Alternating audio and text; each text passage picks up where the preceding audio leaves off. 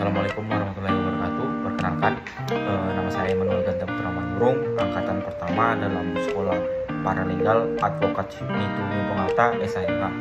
Jadi di video kali ini saya akan menjelaskan apa yang saya dapat dari pertemuan pertama pada Sabtu 20 April kemarin yang disampaikan oleh Advokat Nitumi Pengata. Jadi di video kali ini saya akan menjelaskan tentang profesi paralegal, yang mana dalam video ini akan saya jelaskan dalam beberapa bagian. Yang pertama mulai dari definisi paralegal itu apa, tugas-tugasnya apa, jenis paralegal, contoh-contohnya, dan apa sih bedanya antara paralegal dan advokat. Baik, memasuki yang pertama, saya akan menjelaskan sedikit latar belakang dari munculnya paralegal ini. Bahwasannya dalam perjalanan kompleksitas dan keberagaman masyarakat modern, kebutuhan akan akses seperti keadilan yang efektif itu semakin mendesak. Di tengah kompleksitasnya, profesional paralegal muncul sebagai suatu tonggak yang penting dalam menyediakan layanan hukum yang terjangkau dan efisien bagi individu maupun organisasi. Nah, profesi paralegal ini lahir tidak dalam semalam. Itu adalah hasil dari sebuah evolusi sistem hukum yang terus berubah seiring waktu. Pada awalnya, pengacara bertanggung jawab atas semua aspek, mulai dari penelitian, persiapan dokumen, dan dukungan alternatif yang terlibat dalam suatu kasus hukum.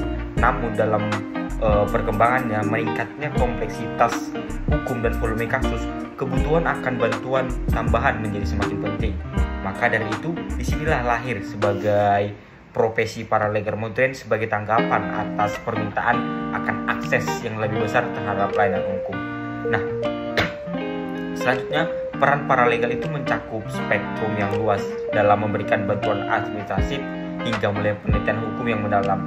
Di antara tugas-tugas paralegal yang mereka tangani terdapat seperti penelitian hukum, yang dimana dalam penelitian hukum ini paralegal diberi tanggung jawab untuk melakukan penelitian hukum yang cermat dan mendalam. Yang kedua itu persiapan dokumen hukum. Paralegal bertanggung jawab untuk menyusun berbagai dokumen hukum seperti kontrak, gugatan, perjanjian, dan lain-lain. Keterampilan paralegal di sini dilatih dalam penyusunan dokumen yang akurat dan lengkap dan sangat vital untuk kelancaran proses hukum nantinya. Selanjutnya ada interaksi dengan klien, yang dimana di dalamnya sebagai perantara antara pengacara dan klien. Jadi paralegal seringkali berinteraksi langsung dengan klien untuk mengumpulkan informasi, menjawab pertanyaan, dan memberikan pembaharuan tentang perkembangan kasus. Selanjutnya saya akan menjelaskan tentang jenis-jenis paralegal sendiri. Dari apa yang saya dapat terima, saya dapat menyimpulkan bahwasannya jenis-jenis paralegal itu bisa kita kelompokkan atau kita golongkan ke dalam 3 jenis. Yang pertama, paralegal umum. Paralegal umum ini mereka yang bekerja di firma hukum ataupun lembaga hukum lainnya dan memiliki keterampilan yang luas di dalam berbagai bidang hukum. Yang kedua, paralegal spesialis adalah mereka yang memiliki pengetahuan mendalam dalam bidang tertentu seperti hukum perdata, hukum pidana, hukum korporasi, atau hukum lingkungan. Yang ketiga, paralegal korporat, mereka yang bekerja di departemen hukum perusahaan dan memberikan dukungan hukum internal kepada perusahaan tempat mereka bekerja. Nah, apa sih perbedaan antara paralegal dan advokat? Walaupun sering bekerja sama, paralegal dan advokat ini memiliki peran dan tanggung jawab yang berbeda dalam sistem hukum. Terdapat beberapa perbedaan. Nah, yang pertama mulai dari lisensi dan kemampuan hukum. Sebagai pemegang lisensi resmi, advokat memiliki kewenangan untuk memberikan nasihat hukum independen dan mewakili klien di pengadilan. Sementara itu, paralegal tidak memiliki lisensi semacam itu dan tidak dapat memberikan nasihat hukum secara independen. Maka dari itu, sering dalam halnya paralegal dan advokat ini saling berdampingan. Yang kedua, tanggung jawab dan otoritas. Advokat memiliki tanggung jawab hukum penuh terhadap klien mereka dan memiliki otoritas hukum yang lebih besar daripada paralegal. Mereka bertanggung jawab atas semua keputusan hukum yang mereka buat dan tindakan yang mereka ambil dalam praktek hukumnya. Yang ketiga, pelatihan. Proses pelatihan untuk menjadi advokat biasanya itu sangat lebih panjang dan lebih ketat dibandingkan pelatihan untuk menjadi paralegal.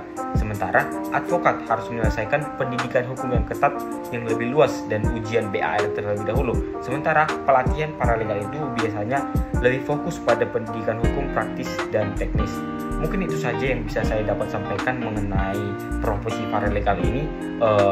Saya sangat berterima kasih kepada Advokat Nitumi Pengata SHMH yang sudah memberikan insight yang lebih mendalam dan memberikan saya sekolah paralegal sehingga saya dapat mampu memahami tentang apa itu profesi paralegal. Nah, dari situ kita dapat menarik kesimpulan bahwasannya dalam perjalanan kita melalui kompleksitas sistem hukum, peran paralegal tidak pernah menjadi lebih penting.